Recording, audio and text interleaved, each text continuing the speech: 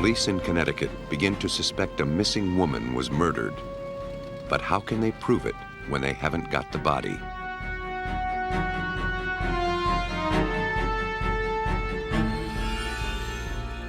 After a 14-year search, a skeleton is found in a well. Is there enough left to determine what happened?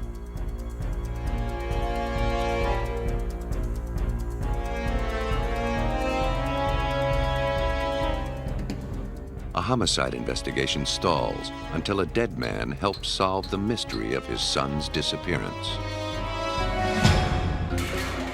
Hiding the victim used to be the key to getting away with murder, but no longer. Even without a body, forensics can tear the fabric of lies and expose the bodies of evidence.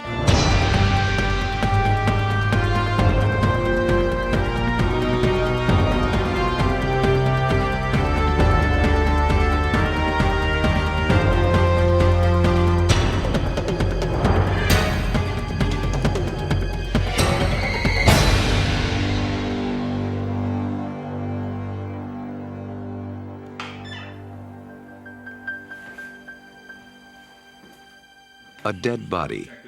It's usually the first clue in a homicide.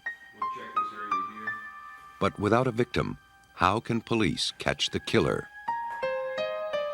Without a victim, how can they prove a murder occurred at all? In December 1986, Connecticut State Police were faced with just such a challenge. Hella Crafts, a 38-year-old flight attendant, had disappeared from her home in quiet Newtown, Connecticut. She left behind her husband Richard and 3 children. Her disappearance came as no surprise to Richard. Hella had recently filed for divorce after discovering he was having an affair. The Crafts' nanny, Marie Thomas, was worried. Her suspicions grew when she noticed stains on the carpet near Hella's side of the bed. She called Hella's best friend, who in turn contacted Hella's lawyer. According to State Police Detective Joseph DeStefano, Hella may have feared for her life. Hella explained to her attorney that if for some reason she disappeared or wasn't around any longer or something wasn't right, and not to take it as being a coincidence, that there was something wrong. And she had asked her attorney, please look into it. That is exactly what had happened. Hella did disappear. Police questioned Richard Crafts. Though they knew his situation with Hella was rocky, he seemed an unlikely suspect. Besides his day job as a commercial airline pilot, Richard was a town constable, sworn to uphold the law. But as state investigators talked to Hella's friends, suspicions about Richard began to grow. When people were asking Richard where Hella was, he gave several different answers. At one point he said she was visiting her mother. At another point I believe he said she was visiting her sister. At another point he said he didn't know where she was. Things that weren't consistent with what a husband would say if his wife was missing. That in itself created some suspicion. Police had enough information to obtain a search warrant of Kraft's house, but not enough to charge Richard with any crime. They still didn't know if this was a criminal investigation or a wild goose chase. At this point in time, we had no answers. All we had were questions. They hoped to find some answers in the Kraft's bedroom. By the time they obtained the warrant, the room was virtually empty, apparently to get ready for new carpeting, but perhaps also to disrupt the crime scene. Meanwhile, Richard was on his way to Florida for Christmas and miles ahead of the police. Something happened here, but had the suspect erased all the evidence?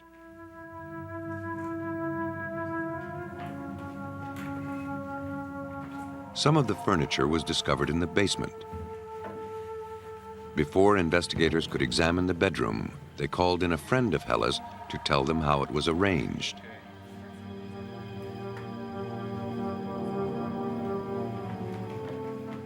After the room was back in order, the forensics team found stains on one side of the mattress. Blood spatter expert Henry Lee was called in to interpret them. The first time when you hit somebody, usually don't produce spatter. You only can create a wound. When the blood starts deposit around the injury area, from the capillary or the vein, now you have pool of blood. The second time you hit it, then you have spatter. Lee was able to determine from the size and distance the stains spread on the mattress that the blood spattered at medium velocity. That told him a little about the weapon. We know it's some blunt object, but I cannot tell you that's a hammer, an axe, or flashlight. Could be any type of this blunt object. One thing Lee and investigators concurred on. They had found the crime scene, and it suggested bloody murder.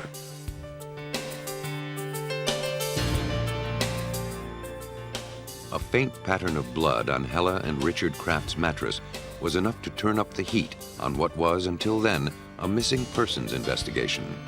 Now, police felt that Hella might be dead and that Richard Krafts had killed her. But the proof was scant, shaky. They were relying more on instinct than evidence. If Mrs. Krafts was killed, where was her body? They'd have to do their homework. The next level of the investigation was a review of paperwork that we had found in Mr. Kraft's background, particularly his credit card receipts. On the roster of routine purchases, one line stood out. We found that Richard Krafts had rented a wood chipper from the Darien Rental Agency in Darien, Connecticut. Though it seemed like a shot in the dark, DeStefano's sergeant suggested that perhaps Krafts used a wood chipper to eliminate the body. DeStefano was skeptical. My immediate thought was things like that don't happen. They happen on television, but they don't happen in real life. He went to Darien Rental to see if it was even possible to use a wood chipper to dispose of a body. The rental agent showed him the chipper that Richard Krafts rented on November 18th, around the same date Hella Krafts disappeared. Okay, essentially what we have then, we've got all the material being fed in through this end.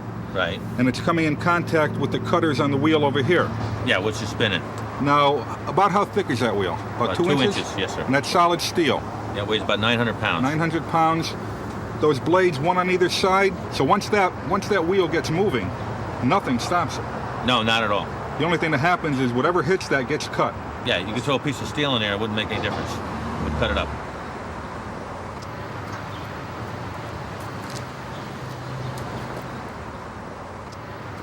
You say that opens up about 12 inches? About 12 inches, yeah. So 1,200 RPMs with a 900-pound piece of metal, two 12-inch blades. No way anything's going to stop that. Not at all.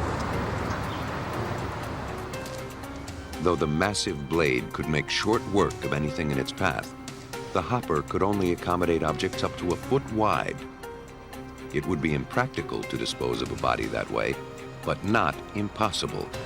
It seemed far-fetched. But while DeStefano was investigating the wood chipper, other detectives spoke with town workers to see if anyone had seen anything that might resemble a clue.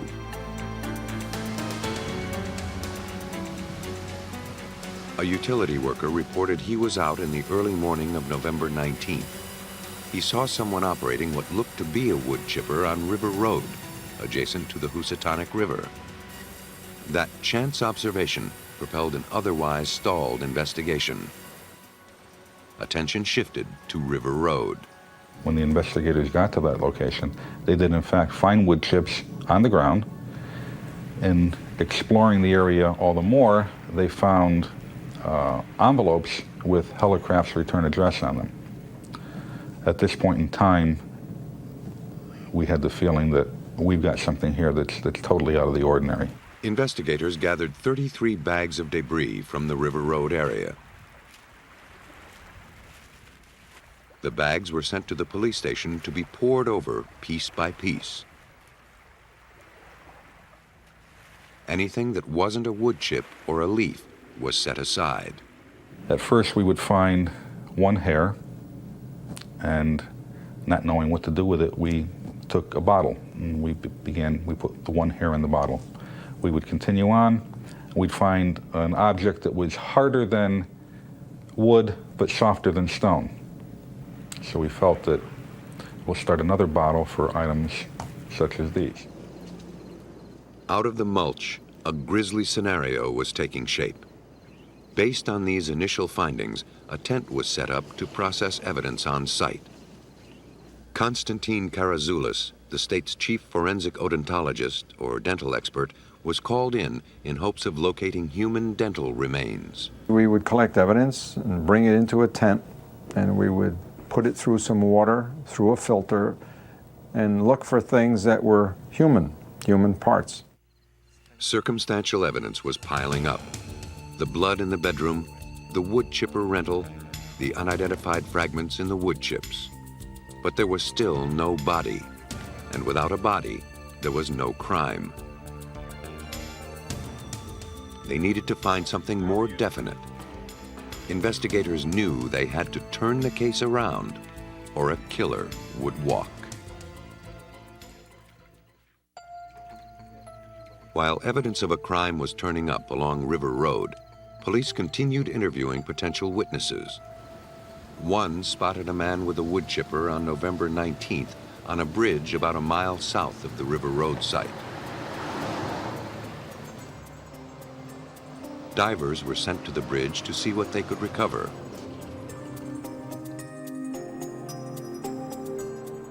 The water under a bridge is the repository of all things broken and discarded.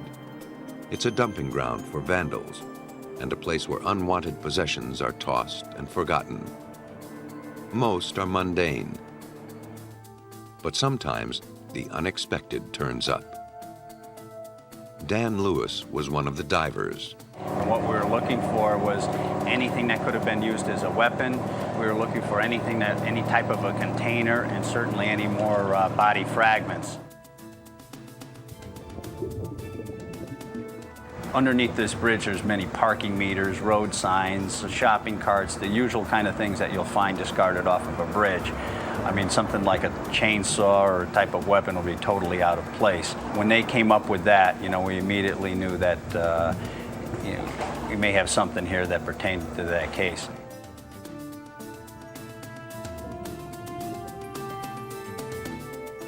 Like everything else in this case, the chainsaw's connection was tenuous.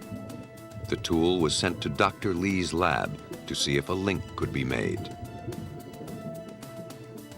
Meanwhile, a mile north at the tent, Detective DeStefano was making a gruesome discovery of his own. I had just put some debris into the screen. I had rinsed it off, and my normal course was after I would rinse, I would go through it with my fingers just to make sure that it was totally rinsed. As I was going through, you develop a certain feel for what you're dealing with, and wood chips have a certain consistency about them. As I went through, I felt something that didn't feel like a wood chip. It felt slippery. And when I held it under the light, I found it to be the tip of a finger. The evidence of the crime was becoming ever more apparent, but it still wasn't strong enough to prove Hella's murder or to name her killer. The pieces would start to come together in Lee's lab as the chainsaw was studied. The chainsaw deposit in the river must have a reason. We initially don't know what's the significance and the linkage. But by examining the chainsaw, we found tiny fragment of hair. Under a higher power magnification, microscopic examination, we made a determination that's human. Not only human, we noticed this hair was bleached and dyed. To Lee's assistant, Elaine Pagliaro, the bleached and dyed hairs were all too familiar. Over 2,000 of them had already been recovered from the wood chips and examined.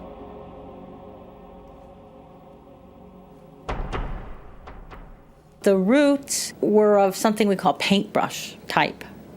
This paintbrush appearance to a root is characteristically found when hair is in tissue, and then that tissue starts to putrefy. and the chemicals from the putrefaction affect the appearance of the hair root. So it ends up looking just like a paintbrush. That's important in an investigation such as the Crafts case, because it indicates that the hair was in tissue and wasn't from a beauty parlor and dumped alongside the road. The hairs were then compared to hair from the victim's hairbrush recovered from the Crafts house. They matched. The chainsaw was then taken apart.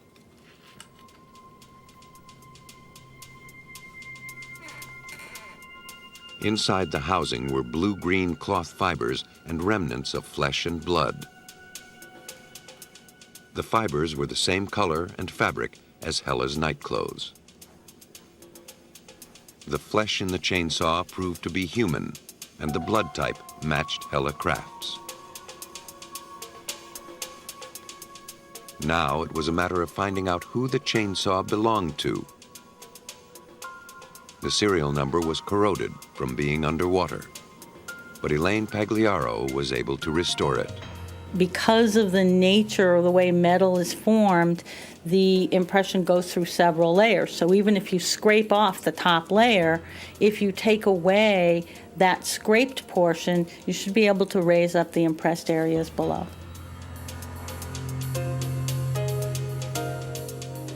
She applied a chemical to the surface of the plate, which dissolved the corroded layers of metal, revealing the serial number.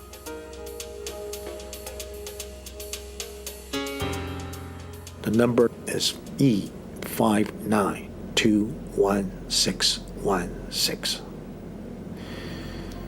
All my career, I remember that number. The serial number was traced back to the dealership. The chainsaw had been purchased by Richard Crafts. The forensics on the chainsaw potentially linked victim and killer, but investigators still had to prove that Hella Crafts was truly dead.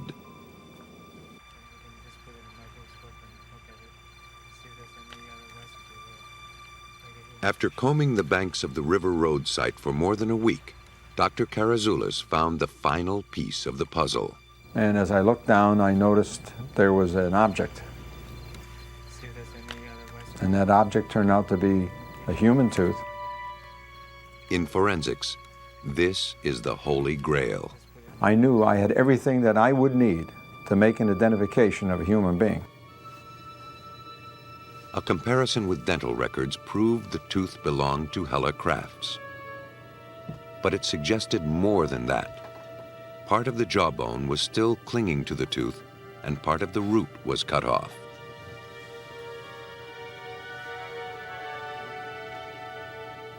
If this tooth were just removed, you wouldn't see this type of a fracture, or you wouldn't see bone attached to it in this way.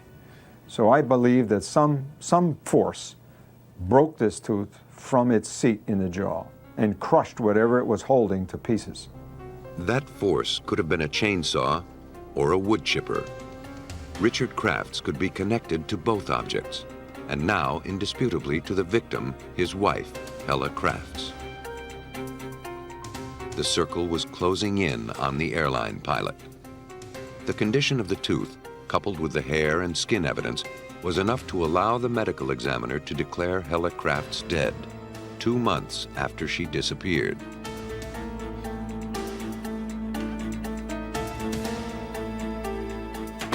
Based on the trail of evidence, police reconstructed the likely scenario of Hella Crafts' death. On the night of November 18th, Hella was preparing for bed when Richard struck her with a blunt object. He got rid of the bloody sheets, but left telltale stains on the mattress and carpet.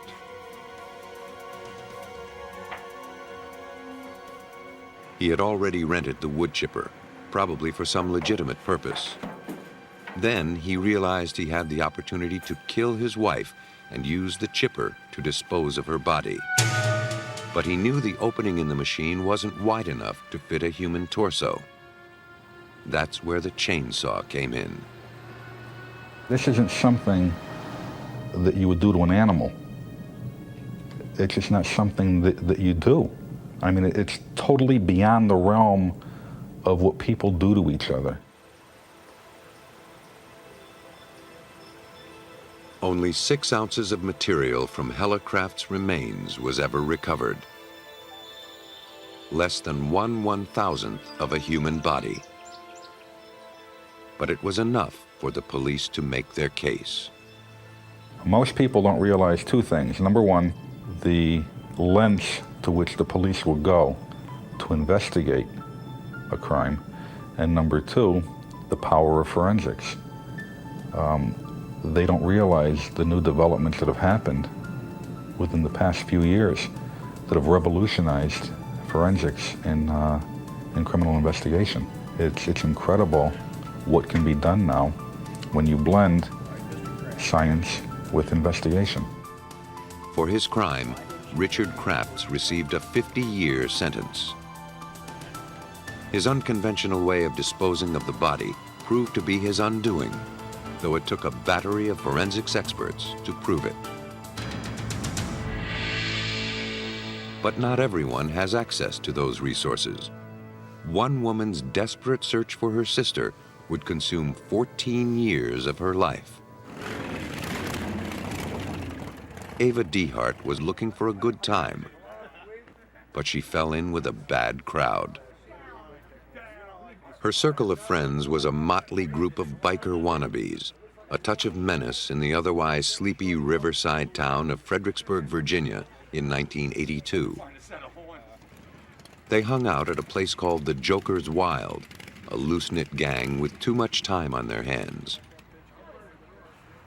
Ava's boyfriend was the leader of the group. His name was George Patsalis, but he called himself George Sparta.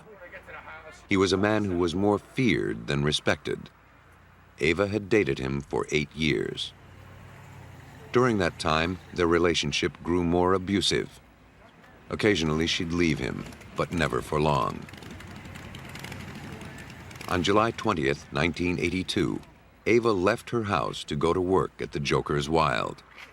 That was the last anyone ever saw of her.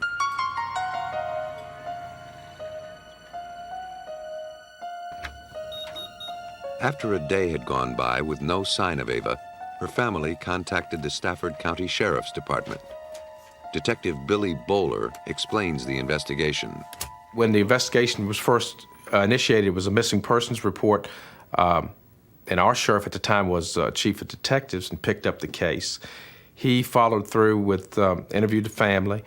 He went to interview Patsalis. Patsalis produces a handwritten letter that was confirmed through family members that it was in her handwriting, more or less a Dear John type letter. I'm leaving, they had a spat, see you later, that kind of thing. I'm not coming back. If George knew where Ava had gone, he wasn't telling. Neither was anyone else. With no leads and no clear signs of foul play, the sheriff's investigation could go no further. I think Patsalis, of course, was targeted as a suspect or an individual responsible right from Jump Street, but they had no one coming forward with any information. There was no, we had no body, we had no forensic evidence, we had no Ava Dehart. And Ava's family had no consolation. Ava's sister Debbie suspected a conspiracy of silence among the gang at the Joker's Wild. She felt the police weren't taking the case seriously. She knew that if Ava was to be found, she'd have to go it alone. The attitude was a bit hard to deal with in the beginning because I would take them a rumor that I heard or someone that said something, and they would contact me again and tell me they'd followed up on it, and then we'd go through this cycle, this whole roller coaster, emotional roller coaster of going to them and giving them information and then having nothing come of it. And it was very difficult to deal with. Debbie was relentless in her pursuit of the truth. Desperate to find her little sister, she bulldogged every member of the Joker's Wild gang, pumping them for information, taking copious notes. She knew her only hope lay with the surly gang of bikers who said they were Ava's friends. But no one would talk. They were all afraid of George Patsalos. The weeks unfolded into years, but Debbie endured, even though she was forced to realize her sister was probably dead. My friends say that when I get resolve on an issue, that I don't let go. And I guess I'd wavered in my own heart and mind many times about what I always knew that she was dead, but I'd wavered in my own mind about what could have happened. In 1996, a news story caught Debbie's eye. A story about a woman in a footlocker. Her remains were found in Frederick, Maryland in 1982, the same year that Ava disappeared. Identification techniques weren't as sophisticated then. The body had been misidentified, and the new identification was a young girl, 22 to 26, the right height, the right weight. She was found within 4 weeks of my sister's disappearance and had been missing been in the trunk approximately for 4 to 6 weeks. And so I just really had a very emotional response to that. The search for her sister would lead her to the largest collection of anatomical remains in the United States.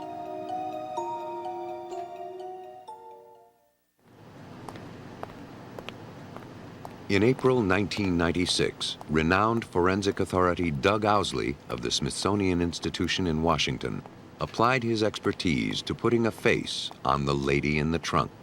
Well, that was then printed in the papers, and it turned out that Debbie DeHart, the sister of Ava DeHart, happened to see that in the newspapers, and she thought, could that possibly be Ava? Because Ava had disappeared in 1982. Encouraged by the preliminary description of the lady in the trunk, Debbie acquired Ava's dental records so Owsley could compare them. But sadly, the dental work didn't match. The lady in the trunk was not Ava DeHart. Debbie DeHart's quest showed no sign of ending. But the lady in the trunk provided some unexpected help after all. There was so much publicity surrounding it. There were TV people and media people pursuing me, and I did some interviews. And as a result of that, I started to get phone calls. People were interested again. And I got some anonymous calls, people with little bits and pieces of information, but information I had needed all along. After 14 years of pushing, Debbie finally felt like she was making progress. She knew this could be her last chance. She hired private investigator Al Baker to help her follow up with the former members of the Joker's Wild gang. We began making contact with various people, which Debbie was able to provide us with the names. She had done that thorough job as to know who was part of this group, how we could contact most of them. Nobody knew anything definite. Many were still afraid of George Patsalos. But one name kept coming up, Barbara Campfield, the woman who became Patsalos' girlfriend after Ava and who eventually married him. One woman in particular said she helped Campfield clean up some blood at the Joker's Wild after Ava's disappearance. At the time, Campfield told her that the blood was the result of a fight. It seemed that Barbara Campfield knew something. But what? Debbie had already tried speaking with her, but got nowhere. Now Baker gave it a try. I started off by introducing myself to her, providing her my card, giving her phone numbers, and calmly explaining to her that we were now in the investigation with the DeHart family and that we were not going away, that this investigation would continue, was not going to stop, and we were going to talk to everybody we could to try and find out where Ava was. Baker kept pursuing Campfield. Realizing that Baker wasn't going to let up, she was persuaded to work out a deal. She began cooperating with Detective Bowler and the Stafford County Sheriff's Department. she directed them to an abandoned home site outside of town. Campfield told Bowler that on the night Ava disappeared, George Patsalos asked Campfield to help him dump something heavy down a well. He told her not to ask any questions. She never dared to. The well was pointed out to us. We subsequently got a search warrant for the property, went there with the assistance of the state police and the Orange County Sheriff's Office, and called the Fairfax County Fire and Rescue folks to come help us actually in the excavation of the well. After making sure the conditions were safe, the fire and rescue workers were slowly lowered into the claustrophobic depths of the well. The hole was less than 2 feet square and 19 feet deep. Soon, the workers were hauling up buckets of soil and debris, years of accumulated leaves and dirt that concealed whatever lay below. Then bones started coming out. They were laid on the ground beside the well so an anthropologist could see what they'd found and what was missing. It was clear the bones were human and female. We found pretty much probably the best part of her whole skeleton in various pieces and forms as we brought those out. Really, they came out in 5-gallon bucket fulls at a time out of the well.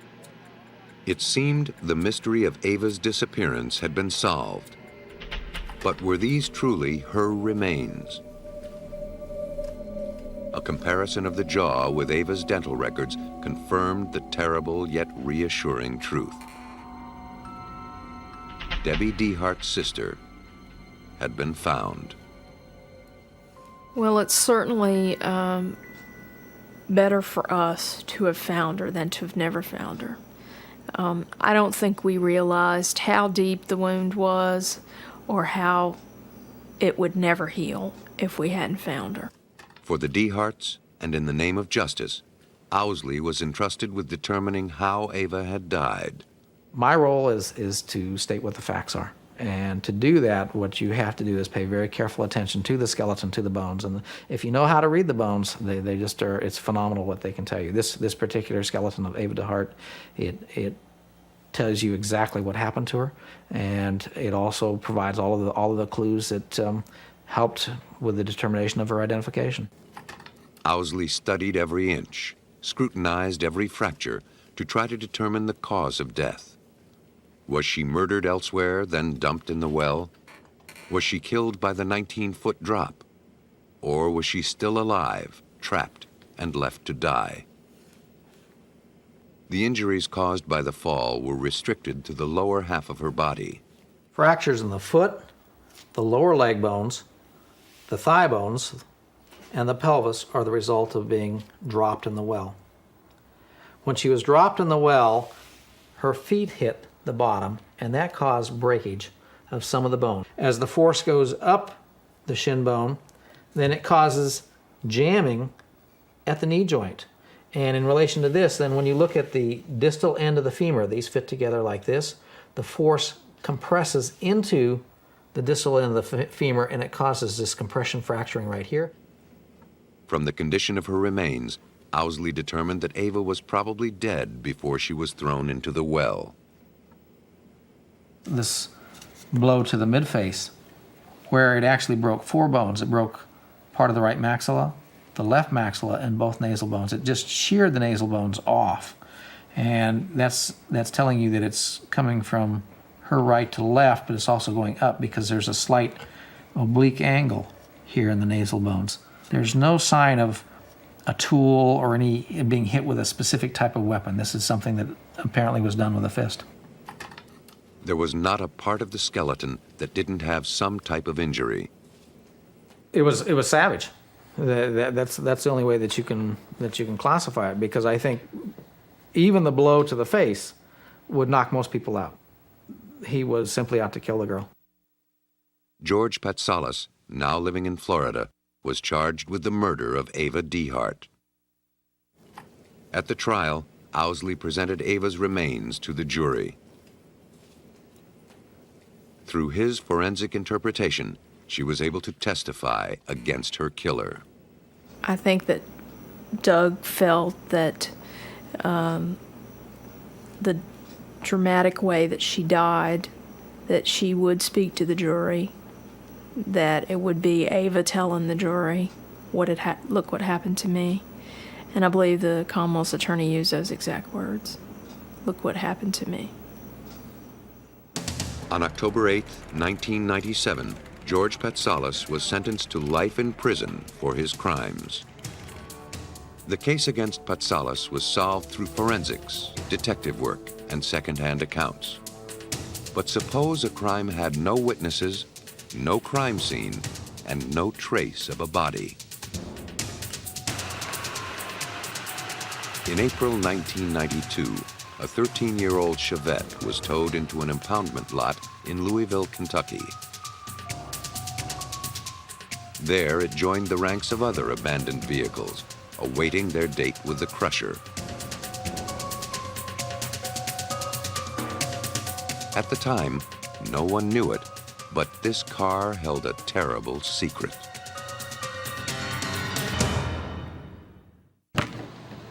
Got it. Go, John. Everyone in New Albany, Indiana, knew that Eric Humbert and Jonathan Whitesides were the best of friends. They worked together in the U.S. Geological Survey, and they played together after work and on the weekends. So it only seemed fitting that John Whitesides was the last person to see Eric Humbert alive. On the evening of January 15, 1991, after a game of hoops with their co-workers, the two drove to the auto shop to drop Whiteside's truck off for repairs before heading home.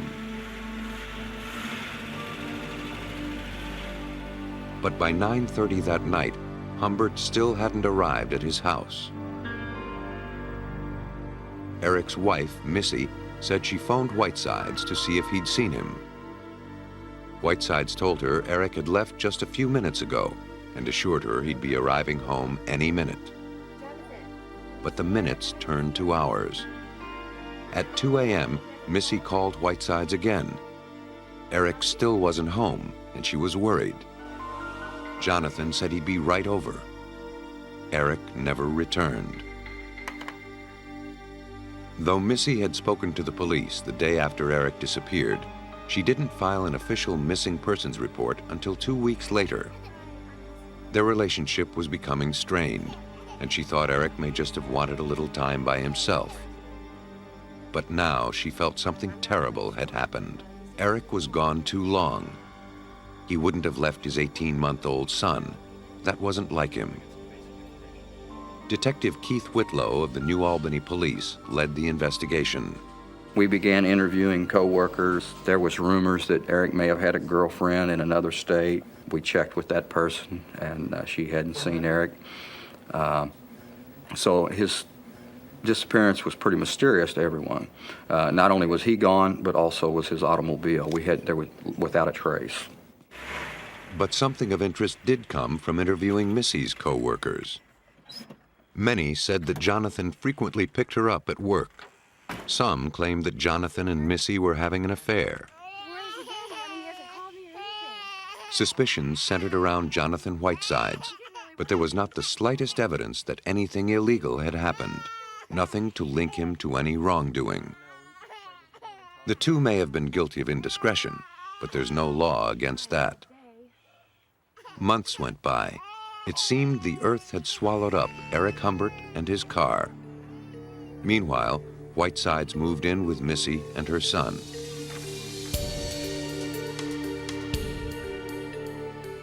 Then, in April, 4 months after Eric was reported missing, a white Chevette turned up in a state impoundment lot in Louisville, Kentucky. Unclaimed, it was about to be sold or scrapped. But they decided, as a matter of routine, to make one last check with the National Crime Information Center to see if this car was in fact stolen and whether they could have located owner. When they did, they got a hit on the car showing that the car was part of a missing persons investigation right across the Ohio River from them in New Albany, Indiana. We were very, very close to losing a very key piece of the puzzle. The car belonged to Eric Humbert. It was stripped of its tags. In the hatchback were traces of blood. Hey, look at that. Louisville detectives interviewed Whitesides, the last person to see Humbert alive. Do you know who killed Eric Humbert? No. He consented to a polygraph exam. Do you know where Eric Humbert is? No. He failed. Did you kill Eric Humbert? No. When confronted with the results, Whitesides admitted he knew more than he let on. He told police that after the basketball game on the night Eric disappeared, the two men drove to the auto shop to drop off Whiteside's truck. Afterward, they drove to Whiteside's house to work on another car. From there, Whiteside's story took a bizarre twist. He says that suddenly Eric went into a rage and accused him of having an affair with his wife and produced a knife, and that an altercation, a physical altercation between the two men developed there in the garage. During the scuffle, Jonathan claimed that Eric was accidentally stabbed in the throat, a wound which, according to Jonathan, proved to be fatal. Jonathan panicked. He thought nobody would believe the freak accident. He loaded the body into the back of the Chevette, drove several miles to a remote spot on the Ohio River, and dumped it in. He couldn't recall exactly where he unloaded it. The police were skeptical of Whiteside's tale. After his statement, he was arrested while they checked out his story. It just didn't pan out. It just didn't seem logical. We even had officers simulate the combat that he had described, and we found it very difficult to believe that it happened the way that he said that it did. Unless the body turned up, the only physical evidence to prove or refute Whiteside's story was the blood-stained Chevette. The stains in the hatchback were consistent with a wounded body being stashed there. But one feature stood out. The trunk liner contained an unusual pattern, 5 lines of blood shaped like a chevron. Some blood-soaked object had been pressed against the liner, causing the marks. They were parallel, so they couldn't be impressions of fingers. The stain was notable, but meaningless, at least so far. Under the hood, investigators found a large spatter of blood. In it was a bright green fiber. No one could explain how it got there or what it meant. Inside the engine compartment appeared what looked like human tissue. It was sent off for analysis. Forensics expert Rod Englert was brought in to study the blood evidence. He found the fine mist of blood on the distributor cap wasn't consistent with a knife wound. He demonstrates. What I'm going to do is take some blood here, and let's say that the end of this eyedropper is the end of a knife. And let's say that it has gone into my neck and I draw it back to maybe stab again, or I just pull it out very quickly. What it will cause is what's called cast off, and cast off is the resultant pattern that you see there. Now if you put these two together, as we have here, there's an enormous amount of difference between those two patterns. A knife wound creates a cast-off that comes from one direction. But what Englert saw on the distributor cap was multi-directional. And that only comes about through gunshot. To Englert, the cloudy mist of blood clearly showed that Whitesides was lying. That's the origin of that blood. In Indiana, the pattern of bloodstains in Eric Humbert's Chevette raised doubts that he was stabbed in the throat. More doubts were raised at the forensics lab in Oregon, where the tissue sample collected from the engine was studied by Ray Grimsboe. Microscopic analysis revealed the tissue was human, but it wasn't from anyone's neck. The arrangement of the cells, how the cells stained, told us that it was brain tissue. It was not from the skin or exfoliated tissue from some other area. This was neural tissue. We had to figure out then, how does it get out of a neck wound? And logically, it couldn't happen that way. A closer examination of the car revealed a single bullet hole concealed at the base of the windshield wiper. 2 small fragments were recovered and sent to Grimsbo. He confirmed they were fragments of a bullet and its copper jacket. But most intriguing was the single tiny green fiber clinging to the bullet. He didn't know what to make of it. One thing was certain. The car was the scene of a shooting, not a stabbing. Whiteside's story wasn't washing. Seeking the truth, investigators went to the garage at the house where Jonathan Whitesides was living. The garage where he said his friend had accidentally stabbed himself to death. The crime scene was now 4 months old. Would anything be left? At first sight, the garage looked clean. But soon, a 9mm cartridge was found. Days later, a 9mm handgun was retrieved from Whiteside's work van. It seemed Eric Humbert had been shot. The brain tissue and the trajectory of the bullet indicated he was shot in the head. But something was missing. Something didn't seem right. Well, we don't have a lot of blood spatter. Normally when someone gets shot in the head, we have blood and gore everywhere. In this situation, we had very little. So when we were able to identify that tissue, then as coming from brain, basically, the spatter, the bullet fragment, all tended to fit together. This person probably was shot through the head. And the question became, how'd that happen without getting it everywhere? Well, the small green fiber. I think that's when the little light went on in my head that we have green fiber on this bullet. Bingo, that's why we don't have the blood. He had a cap on. The weave pattern of the bloodied watch cap could also have made the chevron-shaped marks in the hatchback. The evidence so far was compelling and consistent, but was it enough to convince a jury the victim was truly Eric Humbert? All attempts to find a body met with failure. Our body turned out to be a small piece of brain matter and some blood splatters. The forensics team performed a DNA test on the blood. Problem was, they had nothing to compare it to. To go forward, they'd have to work backward. Blood relatives share similarities in their DNA. The forensics team counted on this to approximate Eric's genetic profile. To identify Eric Humbert required just a paternity test, basically. We did a family history. We had his mother, his 2 living siblings, and his son and his wife. And so we typed them with DNA, and we took the unknown blood and the tissue from the scene, typed it. To assure that the evidence wasn't contaminated, the DNA was tested simultaneously at 2 separate labs. The results were consistent, but investigators were still not satisfied. The forensics team needed to get DNA from both of Humbert's parents to be sure their findings were precise and irrefutable.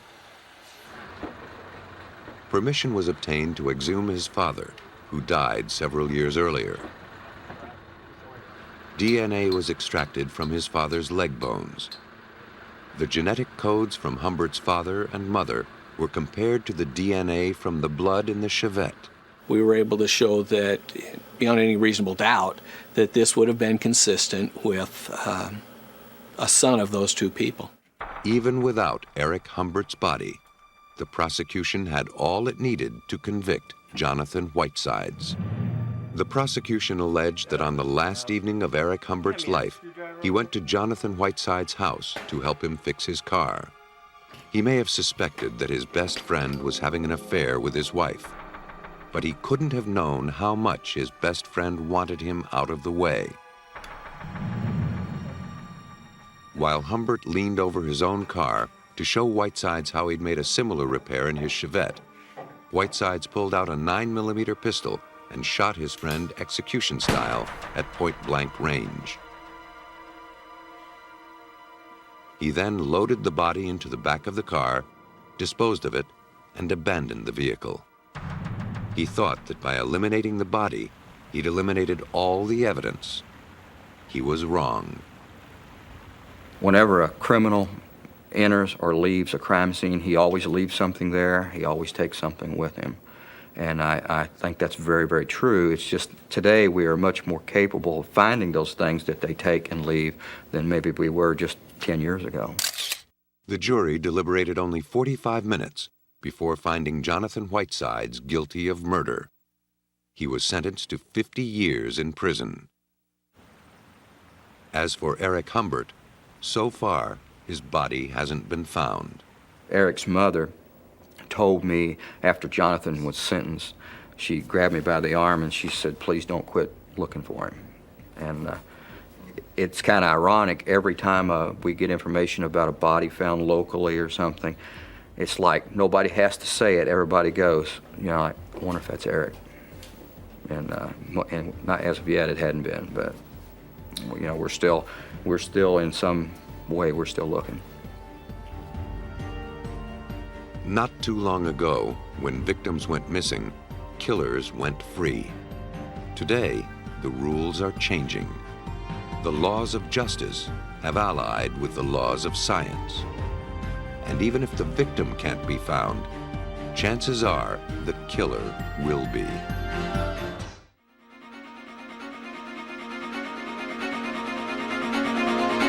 Investigators are on the trail of a serial killer who's leaving behind a series of almost invisible clues. In Maine, police depend on a few paltry fibers to sew up a case against a deadly rapist. The evidence is in hand, but they have nothing to compare it against.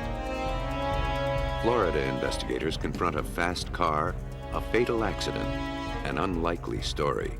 Can forensic scientists use fibers from the crash scene to find out what really happened? Tiny filaments, practically invisible to the naked eye, are the key to solving these crimes. In the lab, scientists can weave the truth from the shreds of evidence.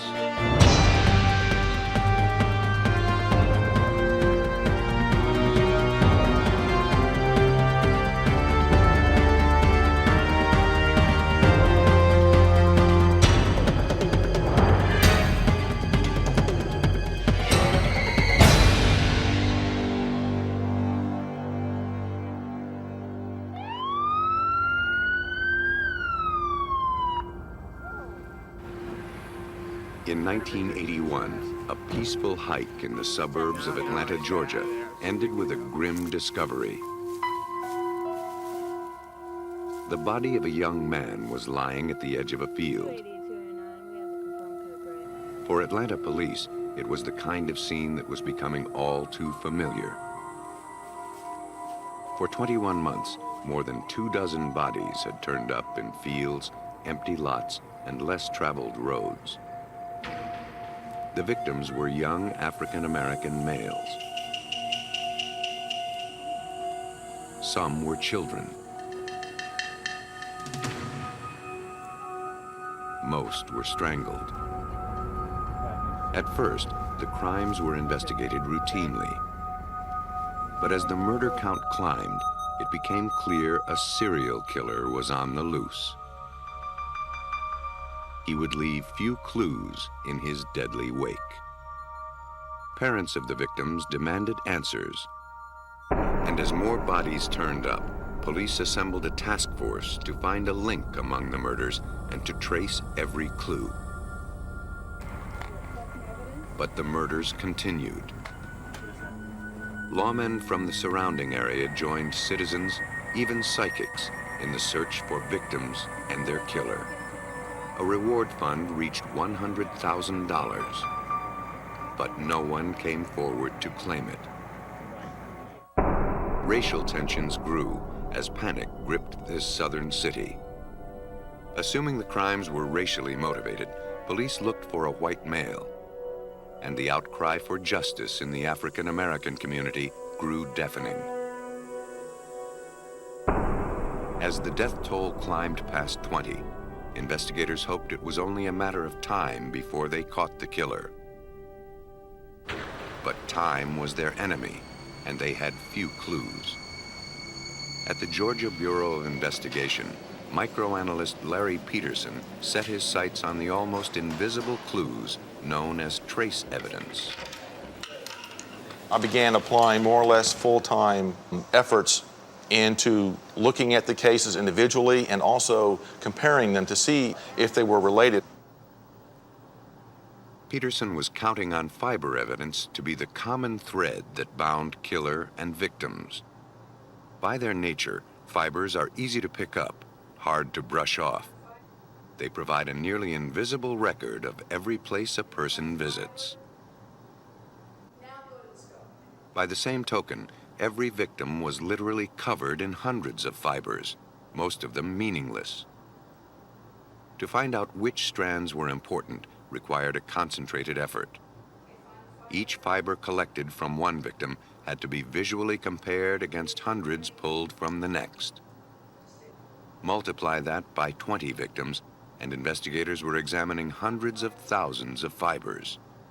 The task could easily stretch into months. It's hard to determine automatically what bits of material are important that could be from, let's say, a killer's environment, what bits of material is from the victim's own home, from places that they frequent. Using a stereo microscope that renders the fiber evidence in 3 dimensions, Peterson analyzed fibers culled from the crime scenes and during autopsies. Their length, shape, and texture suggested some were from a household carpet, others were from an automobile. I was still looking for any other kind of evidence that may link different cases together, in addition to the ones I had already found. After scanning hundreds of samples, Peterson singled out fibers with similar characteristics. On most of the bodies, he kept coming across purple acetate fibers, as well as yellow-green fibers that appeared to be from a carpet. As the evidence began to accumulate, he needed more specialized microscopes. To see if they were from the same source, he placed the carpet fibers on a high-magnification comparison microscope. It allowed him to compare the fibers side by side. Their colors and shapes matched. Peterson was encouraged. Perhaps that was the link he needed. He now had proof that all the victims were connected in some way, and that they were probably killed by the same person. If he could figure out where the fibers came from, he could catch the killer. Fortunately, the fiber had an unusual structure. If he could locate its manufacturer, he'd be that much closer to solving the case. That required comparing the fiber against the hundreds of samples submitted by carpet manufacturers, an interminable and painstaking job that would add more weeks to the investigation. He couldn't do it alone. Hal Dedman, the FBI's master microanalyst, signed on to help. My initial role was to assist the Georgia Crime Laboratory in attempting to identify these fibers, to see if the manufacturer of these fibers could be identified. While the search for the elusive fiber wore on, young men and boys were dying. And Atlanta was scared. As the city's anguish continued, Hyde Post of the Atlanta Journal covered the story. The mood of the city during most of the investigation was a real strong feeling of helplessness. Desperate for leads, Atlanta police canvassed victims' neighborhoods and streets near where bodies were found.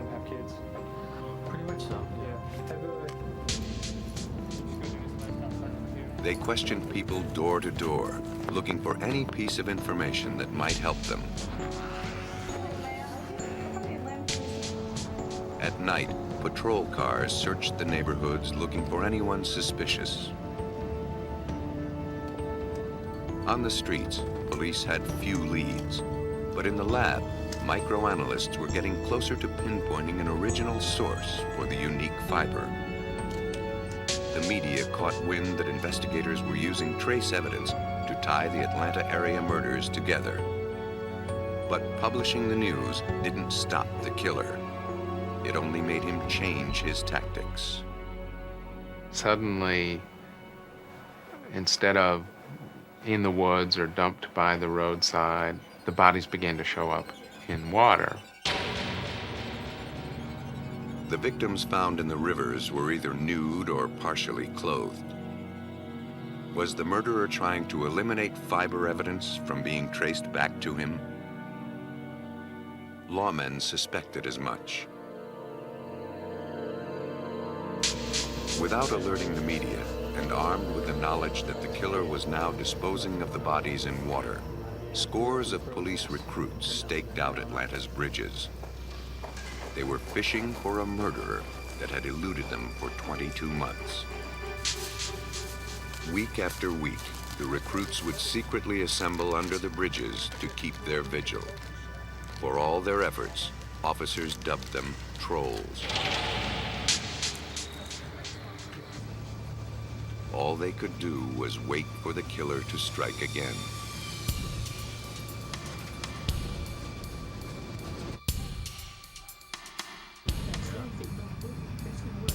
Around 2 a.m. on May 22nd, 1981,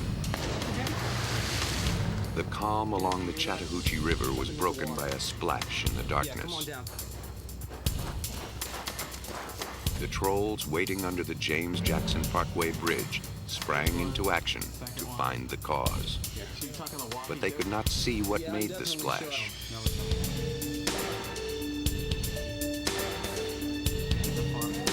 They radioed to nearby officers who intercepted a station wagon and questioned the driver.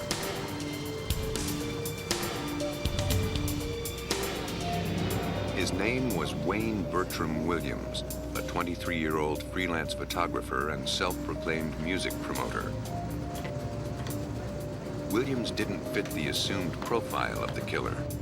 In fact, as a young black man, he was more likely to be a victim. Williams told police he was coming home from a nightclub where he went to hear a new act he was considering signing. As a matter of procedure, police searched his car, then took his name and address and sent him on his way.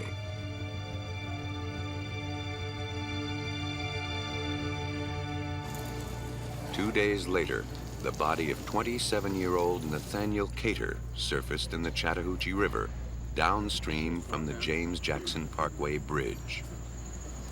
Cater, a black male whom the medical examiners determined had been strangled, fit the profile of the victims murdered in the months before. He'd been dead an estimated 2 days. The trace evidence collected from Cater's body was sent to Peterson. 2 fibers had been extracted from the victim's hair. In structure, they matched those found on the other victims. But the color didn't match. It could have faded from the water, or it could have been a mismatch. But viewing the fibers under polarized light revealed the structure of the fibers to be identical. Police decided to take a second look at Wayne Williams. After an interview and background check, a picture of Williams developed. He was a pampered only child, a college dropout at age 19. No one had seen him at the club he said he was at the night police stopped him on the bridge. Caught in this one lie, his alibi crumbled. Williams now became their chief suspect. They obtained search warrants for his house and car. Williams, feeling he had been wrongly accused because of his race, held a news conference to proclaim his innocence. But he didn't allow the press to take pictures. They openly said, "You killed Nathaniel Cater, and you know it, and you're lying to us." They said that. Some members of the African-American community also found it hard to believe that Williams could be considered a suspect. I think it was very difficult for the community to believe that an African American might have committed these crimes, that an African American had gone about systematically killing other African Americans. There was no history of black serial killers. Serial killers is a middle-aged white guy thing, or seemed to have been, and this ran counter to that pattern. In the early 1980s, DNA testing wasn't available yet. All that forensic investigators had to go on were these small fibers. The strands seemed to point to Williams' guilt. His house was covered with yellowish-green carpet. Peterson collected as many fiber samples as he could. He also collected dog hairs and fibers from a purplish bedspread and from the trunk liner and glove compartment of Williams' car. Inside these bags of evidence could lie the key to catching the murderer. Peterson was hopeful that fibers from Williams' house would match fibers from the victim's clothing. Took the evidence back immediately to the laboratory that very evening and mounted some of the samples up to see, does this have any potential or not? Let's just kind of see right away. The violet acetate, along with the green carpet fibers from Williams' home, matched the fibers found on nearly all of the victims so far. But as strong as that evidence seemed, it simply wasn't enough. To make their case, investigators faced a staggering challenge: to determine how many other people in Atlanta had the exact same carpet. Based on the fiber evidence, Wayne Williams now looked like a strong suspect in the Atlanta murders. But anyone else in Atlanta with the same taste in yellow-green carpeting would be equally suspect. Police needed more to go on. They needed to find out how much of that particular yellow-green carpet was installed in Atlanta's homes. So they dug much deeper. Microscopic analysis of the fiber structure helped identify their manufacturer. The carpet was made in the early 70s, but that particular shade was produced for just 1 year. A little more than 16,000 yards of the carpet had ever been sold in the Southeast. In Atlanta, the calculated odds that someone owned the same kind of carpet as Williams were less than 1 in 8,000. The evidence was stacking against Williams, but not nearly enough to win a conviction. To narrow the field, investigators compared automobile carpet fibers found on some of the victims to the rug in Williams' car. It was estimated that approximately 1 out of 3,500 cars in the Atlanta, Georgia area might be expected to have a carpet fiber like that found on many of the victims that were linked to Wayne Williams. Put another way, the victims would have had to randomly visit 3,500 cars plus nearly 8,000 homes in order to pick up both fibers. The odds of that happening randomly were 1 in more than 29 million. Add to that the purple acetate fiber from the bedspread, and it became nearly impossible that the victims could have picked up these 3 fibers someplace else. The numbers didn't lie. Williams was arrested. To forensic scientists, the fiber evidence was overwhelming. To a panel of jurors, it might be confusing. We wrote a story at the beginning of the trial that the prosecution's strongest case, strongest evidence, could be contained in a thimble. More than just Williams was on trial. Prosecutors knew that the science that led to his arrest would also be scrutinized. The defense would do everything it could to snarl their credibility. If you do enough searches and you find another environment where there's that same green carpet, what are the odds that there will be an automobile that had the same floorboard carpeting, or that the family would possess the same blanket and bedspread and throw rugs and clothing items? That's really the key. That combination cannot exist. On February 27, 1982, Wayne Williams was found guilty of killing 2 men. The jury deliberated 11 hours. 10 other murders were definitely linked to him during the trial, and the task force closed the books on 27 murder cases between 1978 and 1981, connecting them to Williams on the same fiber evidence. The Wayne Williams case was the first time a crime was solved solely on the basis of fibers. The amount and variety of fibers found on Williams' victims snared him in a net of evidence. But in a case in Maine, investigators had far less to catch a killer. November 30th, 1990 was a brutal day in northern Maine.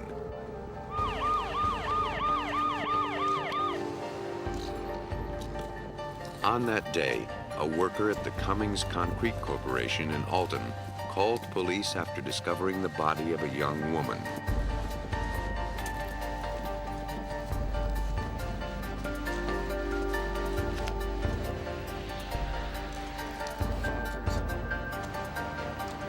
The victim was face down. She was nude except for the socks on her feet. The rest of her clothes were piled nearby.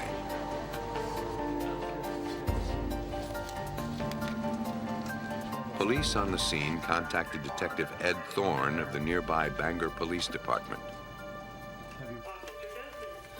They knew he was working on a month-old missing persons case, and the victim fit the description of the missing woman. The State Police Mobile Crime Lab was called in. Investigators were on the trail of a killer. Potentially important clues like tire tracks or footprints had to be quickly gathered before someone accidentally or intentionally destroyed the evidence. Maine State Police crime scene investigator Craig Hanley supervised collection of evidence. According to Hanley, the very act of arriving on a crime scene can compromise the minute evidence. If the crime scene is not properly secured, we end up with contamination or inadvertent contamination, sometimes by the officers themselves. It's very important for us to interview the first responders and to find out exactly where they walked, what they touched, what they moved, and what they removed. And if they've done the job properly, they should have everything noted so they can explain this to us. There's nothing better than for a crime scene investigator to arrive on the scene and find it in a very good condition. The scene's original condition was recorded on film, and notes were jotted down on paper. Soil samples and debris were collected. In a case that might hinge on microscopic evidence, there was no way of knowing what might become important. Investigators had 2 questions before them. Who was the victim, and who killed her? The body was taken to the medical examiner's office, where an autopsy was performed and a positive ID could be made. Her clothing and physical features matched those of 18-year-old Lisa Garland, the missing woman that Thorne had been searching for. She had been reported missing 1 month earlier. The medical examiner later confirmed her identification through fingerprints.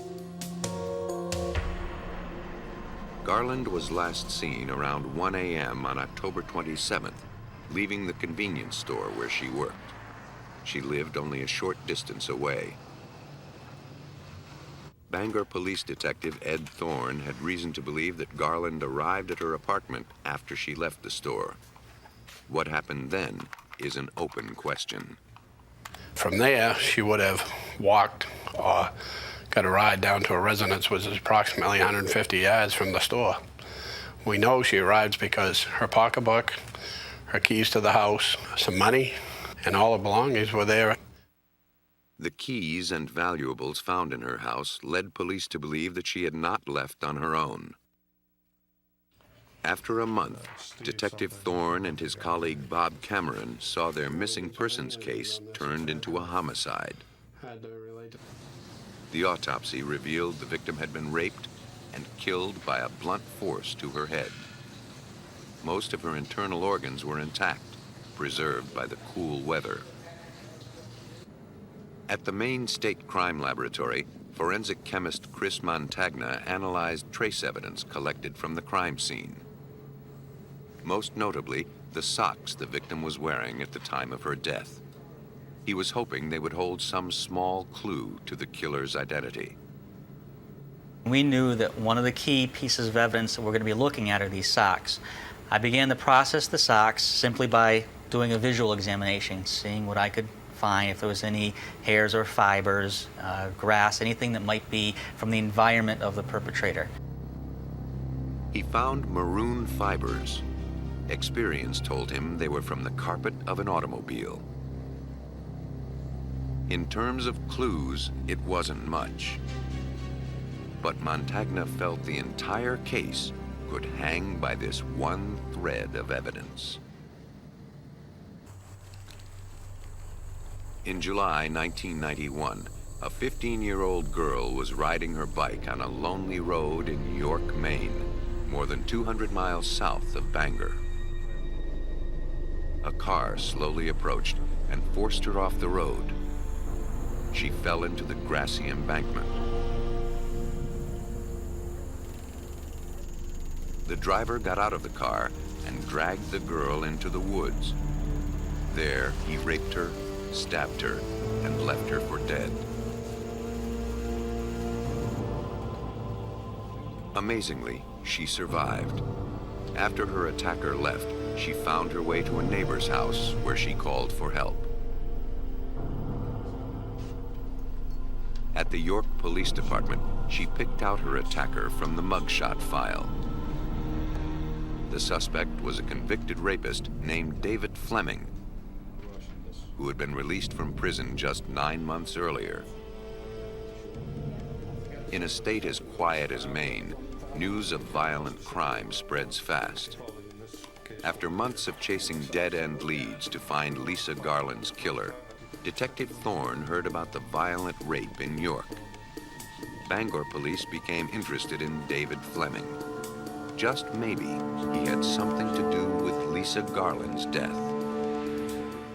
In York, DNA taken from the rape victim matched Fleming's DNA. Fleming pleaded guilty to raping and assaulting the young woman in York. He was sentenced to 80 years. The Lisa Garland murder case was still open. Bangor detectives believed that if they could match Fleming's DNA to samples collected at the crime scene, they'd have their man. But the DNA would have to wait. In the early 1990s, DNA testing could take months. Today, it takes weeks. If police were to prove that David Fleming killed Lisa Garland, they would need to rely on more conventional evidence. In this case, carpet fibers extracted from David Fleming's car. The fibers were sent to chemist Chris Montagna. He compared them with the ones found 8 months earlier on Lisa Garland's socks. Montagna placed each fiber on a separate stage of a comparison microscope to analyze them side by side. With a few adjustments, he could see that the pattern of dark and light stripes in the fibers lined up. When laid end to end, the fibers looked like one continuous strand, indicating that they came from the same source. It looked like the breakthrough investigators needed. The match allowed detectives Thorne and Cameron to trace 8-month-old evidence back to David Fleming. Detective Bob Cameron understood the importance of the fiber evidence. The fiber that was found on the victim's sock, that was matched to the carpeting on the vehicle that Fleming had been driving. And it narrowed it down considerably because the fiber that matched to the carpet in the car was the only year that they had put that color carpeting in those vehicles. The results were now conclusive. the fibers matched. But would this single shred of evidence be enough to convince a jury beyond a reasonable doubt? Fortunately, an overlooked piece of evidence was found in the victim's body bag. It was a small chip of wood, hardly worth keeping. But Montagna noticed that it had been squared off, leading him to believe that the wood had been machined. Successful once with carpet fibers, Montagna asked the investigators to again comb through Fleming's car, to look this time for a speck of matching wood. Inside the trunk, covered by a large cloth, lay small hand-carved wooden boats. Fleming learned to craft wood during his previous prison stints. Montagna sent the chip and the boats for analysis. The results again looked bad for Fleming. The chip was made of white pine, and so were the model boats. The wood had all been machined the same way. Now there were two strong reasons to link Fleming to Lisa Garland. The fiber evidence and the wood chip showed that Garland was in Fleming's car. But none of this evidence proved that he raped and murdered her. Establishing that Fleming killed her would be much more difficult. He appeared to have an airtight alibi. Around the same time Lisa Garland disappeared, he was in the hospital with serious injuries. Lisa Garland was last seen alive when she finished her shift at the convenience store in Bangor around 1 a.m. on October 27th. At around 6 a.m. that same day, David Fleming was involved in a car accident that left him hospitalized for 2 weeks. Fiber evidence showed that Garland was in Fleming's car. But to prove he was her killer, detectives had to pinpoint exactly when she could have been there. Fleming would have had two chances to abduct Garland. The first was in the 5 hours between the time she disappeared and the time he had his accident. The second was the 2-week period between Fleming's release from the hospital and when Garland's body was found. An examination revealed that she was killed shortly after she was raped, but the cold weather had preserved her body and made it impossible to determine how long she'd been dead. Police knew she could not have been in Fleming's car while he was in the hospital and the car was being repaired. So if they could prove she was dead before Fleming was hospitalized, it would mean that Fleming was her killer. Police needed some way of narrowing the time frame. Bangor police learned that an aerial photo of the crime scene was taken 2 weeks before the victim's body was found. While examining the photos, investigators made a startling discovery. At first, it was blurry and indistinct, but an enlargement brought it into focus. There, in the pit, lay the body of Lisa Garland. Here was photographic proof that the victim was dead before Fleming was hospitalized. That meant she must have been in his car before his accident. The fiber had placed Garland in Fleming's car. The photograph established the time of death. All indications pointed to Fleming as the killer. Detectives Thorne and Cameron felt they now had all the evidence they needed to win a conviction. Then came the clincher. The analysis of the DNA from the crime scene came back from the lab. The DNA test was done at the FBI lab, and the results were that Fleming was definitely a match. At the trial, the events of that night were reconstructed by the prosecution, based on police speculation. Lisa Garland did make it home just after 1 o'clock in the morning on October 27th. David Fleming had followed her from the store. As she walked into her apartment, she forgot to lock the door behind her, a simple mistake that would prove fatal. David Fleming saw his opportunity.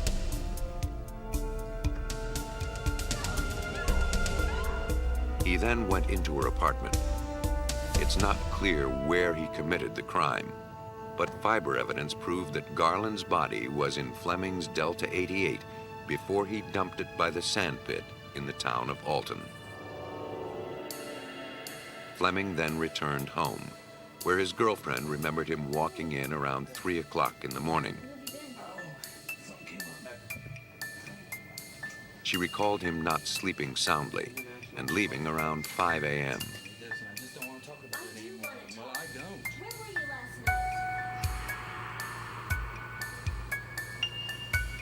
About an hour later, Fleming got into an accident with an 18-wheeler. He was out of commission for 2 weeks, but the evidence showed he had already committed his crime. The fiber evidence linked the victim to his car. The photograph established an approximate time of her death.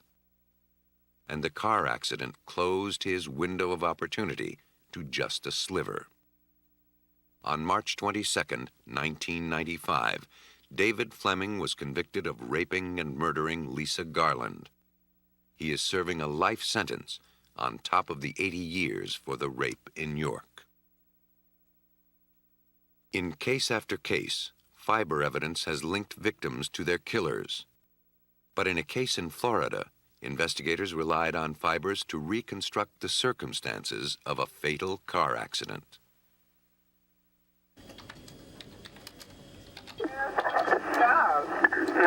Was the emergency? Yes, some man just knocked on my door. He says he's had an accident and he thinks his friend's dead.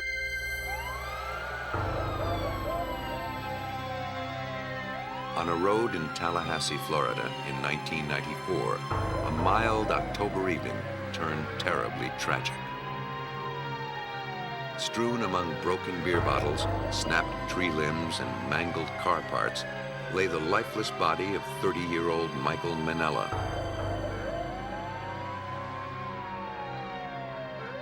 A second victim, named Curtis Davison, was able to summon help before returning to the scene and collapsing. As paramedics treated Davison, Tallahassee police sized up the scene of the fatal accident. For crash investigators, time is even more critical than at a homicide investigation. At a homicide, officers can cordon off the crime scene and return to it later. Not so with a car wreck. Officers get just one chance to collect evidence. Traffic must return to normal as soon as possible. Crash investigators often rely on eyewitness accounts as a first source of information. But no one had seen this late-night crash. No one other than survivor Curtis Davison, and he was in no condition to make a statement. Crash homicide investigator Mike Walker had to rely on preliminary judgments based on the evidence he saw at the accident scene. And what really struck me immediately was the passenger side of the vehicle was totally destroyed. The passenger door was nearly torn off the vehicle. We had an intact driver's side of the vehicle. To Walker, that meant the passenger of the car would have sustained the most severe injuries. It was doubtful he could have survived, let alone walk away from the crash. But Davison told police he was the passenger. By some fluke, that may have been true. But could it be possible that Davison was lying to avoid being prosecuted for his friend's death? It was Walker's job to find out the truth. Investigators questioned anyone who might have seen the men before the crash. Witnesses told police that the two met at a local bar after work, where they had several drinks. They were then seen in another bar later that evening. Around 1 a.m., they left the bar and drove off together, but no one saw them get into the car. Without any witness, the detectives would have to rely on forensics to tell them who was driving. They first had to determine all they could about the crash and what factors were involved. like how fast the car was traveling. Returning to the crime scene the next morning, Walker and his partner, David Folsom, found the clues they needed. The 300ZX suspect vehicle was traveling northbound on this road. As it rounded the curve, he began to lose control. The driver turned the wheel to follow the curve, but the car's inertia kept it moving forward. As it left the road, it began to spin. Then it hit a tree. The vehicle continued sliding sideways, striking another tree. As it struck the other tree, it went airborne approximately 40 feet, landing back in the road. When a fast-moving vehicle changes direction, the tires slide sideways, leaving scuff marks on the road. By measuring these marks, called critical speed scuffs, and factoring in the friction of the road surface, investigators can calculate how fast the car was moving as it sped out of control. The measurements from the critical speed scuff indicated that the vehicle was traveling at 89 to 96 miles per hour. Almost from the start of the investigation, police had a hunch alcohol played a role. Broken beer bottles were found at the scene, and paramedics and officers detected alcohol on Davison's breath and on Manella's body. If Davison was the driver and was under the influence at the time, investigators needed to test his blood alcohol level, and quickly. A blood sample was taken within 2 hours of the crash. So what time did you start? It's very important that once we establish that there's suspicion that he is the driver of a vehicle, then we have to obtain a blood sample because alcohol dissipates from the system. Walker and Folsom ordered the blood work that morning. The sample was taken to the Florida Department of Law Enforcement Crime Lab to determine its alcohol level. First, the analyst takes a carefully measured portion of the blood she wants to test and places it into a clean, labeled vial. The alcohol in the blood is volatile. As the blood is shaken, it evaporates into the air or headspace of the vial. It's the components of the blood in the headspace and not the blood itself that's tested. The gas in the headspace is drawn into a chromatograph, which identifies its components and their concentration.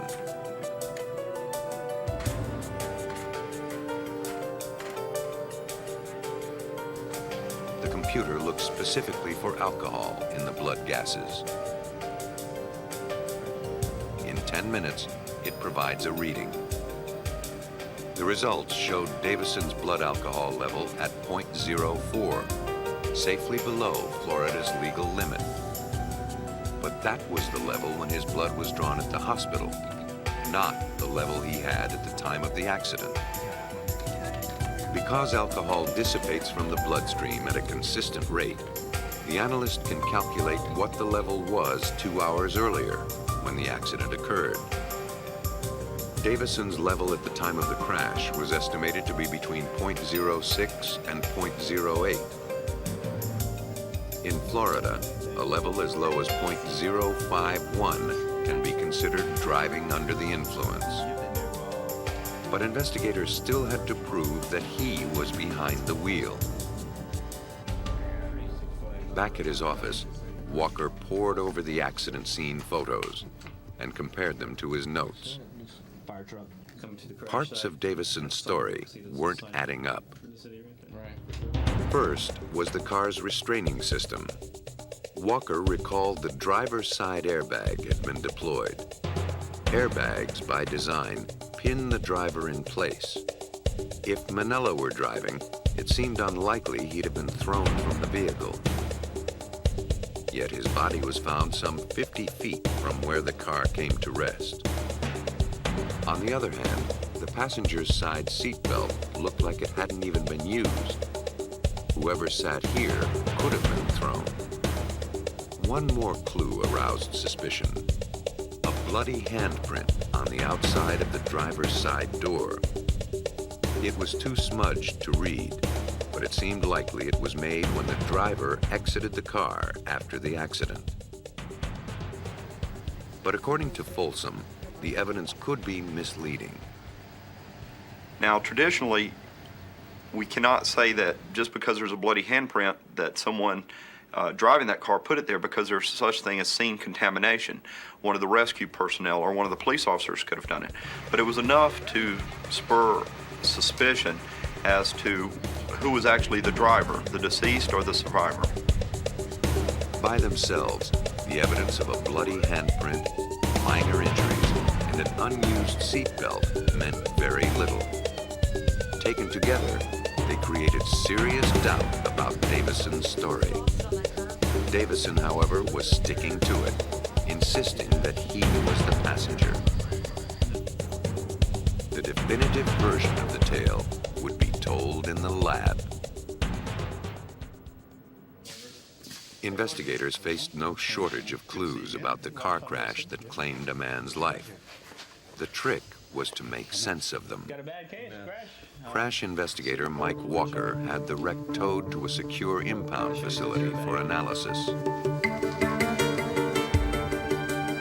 Ward Schwob is an analyst at the Department of Law Enforcement lab.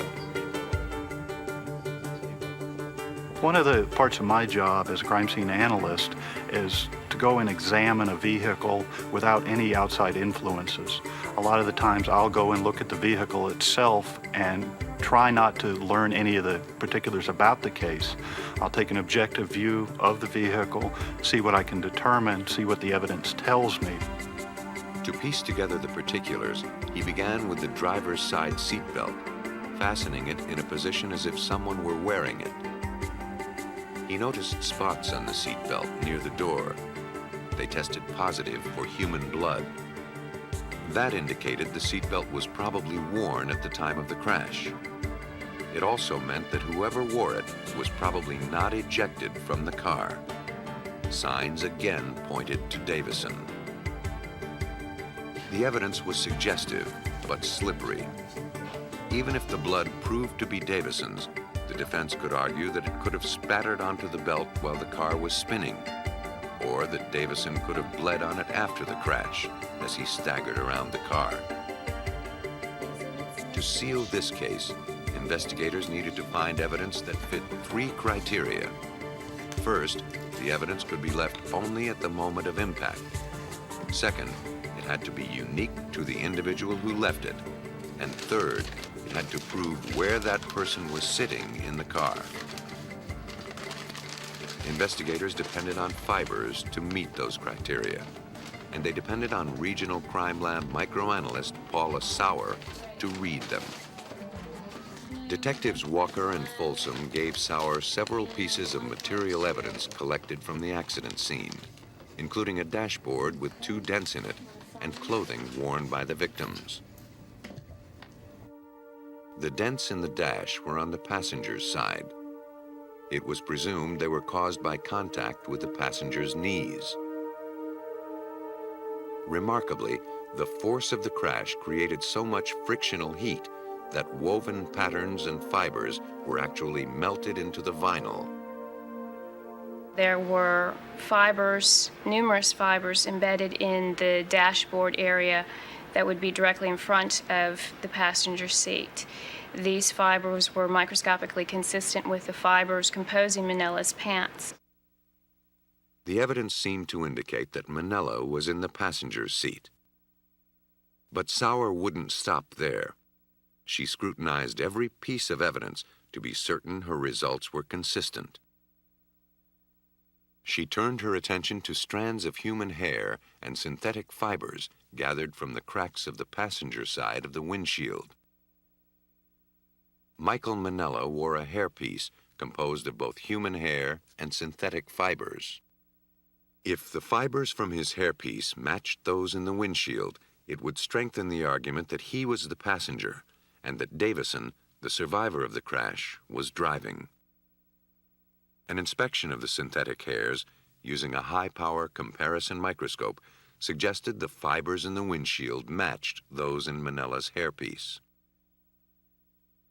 But analyzing these fibers required more than a visual inspection because of the small size of their molecules. To complete her comparison, Sauer used an instrument called a Fourier Transform Infrared Spectrometer, or FTIR. It is an instrument that is used to determine the generic class of synthetic fibers. By generic class, I mean whether it's nylon, polyester, acrylic, and this technique is very effective in that manner because it's actually looking at the molecules that are making up those fibers, so it can give you an exact identification.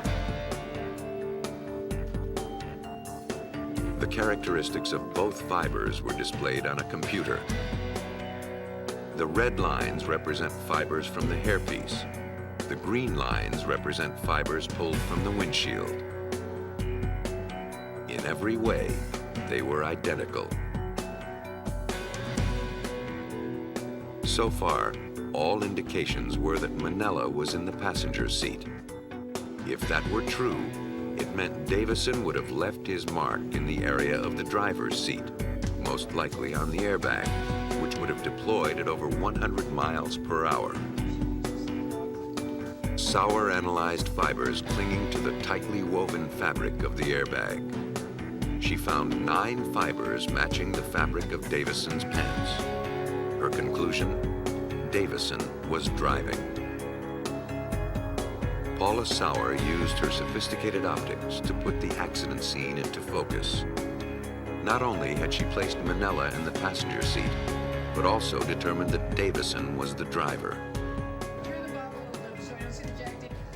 The evidence was handed over to the state's attorney, who showed in court that Davison lied about the events that unfolded in the early morning hours of October 6, 1994.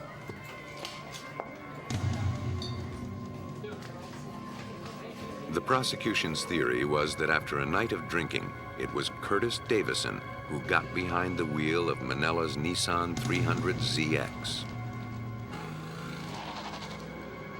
Anxious to test the sports car's power, Davison put it in high gear, racing down the tree-lined 2-lane road. Ignoring the 35-mile-per-hour signs, Davison climbed toward 90. Then the narrow road started to curve, and Davison lost control. No longer heeding the steering wheel, the car slid sideways and careened off an oak tree. Michael Manella, in the passenger seat, was thrown from the vehicle. He wasn't wearing a seatbelt. The sports car continued to spin out of control, smashing into another tree before coming to rest on the side of the road. Davison, saved by the airbag, crawled out of the car. He went around to the passenger side to look for Manella, his bloody left hand leaving a smear on the door. Manella was dead in the road. Davison went for help. A Tallahassee jury took just 10 minutes to find Davison guilty of manslaughter by culpable negligence. He was sentenced to 7 years. The analysis of tiny fibers, traces of evidence found in ordinary items, turned the tables on 3 men who denied any involvement in their respective crimes. The ability of forensic scientists to pinpoint the makeup of fiber down to the most microscopic detail allows prosecutors to tear alibis into shreds of evidence.